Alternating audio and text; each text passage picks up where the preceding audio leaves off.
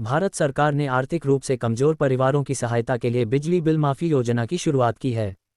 इस योजना के अंतर्गत गरीब और मध्यम वर्गीय परिवारों को प्रतिमाह 200 यूनिट तक की बिजली बिल्कुल मुफ्त प्रदान की जाएगी।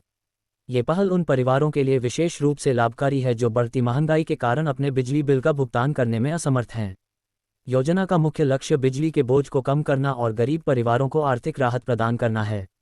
केंद्र और राज्य सरकारों के सहयोग से यह योजना देश के विभिन्न हिस्सों में चरणबद्ध तरीके से लागू की जा रही है। इस योजना के तहत पात्र परिवारों को 40 से 60% तक की सब्सिडी प्रदान की जाएगी। जो परिवार मासिक 200 यूनिट या इससे कम बिजली का उपयोग करते हैं वे इस योजना का पूर्ण लाभ उठा सकेंगे। यदि किसी परिवार की बिजली खपत 200 यूनिट से अधिक है तो उन्हें केवल अतिरिक्त यूनिट्स के लिए भुगतान करना होगा। योजना की सबसे महत्वपूर्ण बात यह है कि जिन उपभोक्ताओं के पास बकाया बिजली बिल है उन्हें पहले अपना पूरा बकाया चुकाना होगा। इसके बाद वे इस योजना के लाभार्थी बन सकेंगे। योजना का लाभ उठाने के लिए आवेदक को अपने राज्य का मूल निवासी होना आवश्यक है। आर्थिक रूप से कमजोर वर्ग और बीपीएल श्रेणी के परिवार इस योजना के लिए पात्र माने गए हैं। आवेदकों के पास किसी प्रकार का बकाया बिजली बिल नहीं होना चाहिए। यदि कोई बकाया है तो उसे पहले पूरा करना आवश्यक है। परिवार की मासिक आय एक निर्धारित सीमा से कम होनी चाहिए।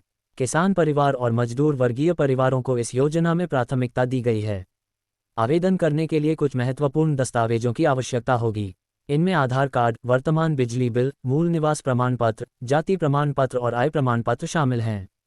इसके अतिरिक्त बैंक खाते की पूरी जानकारी, सक्रिय मोबाइल नंबर और पासपोर्ट साइज फोटो भी आवश्यक है।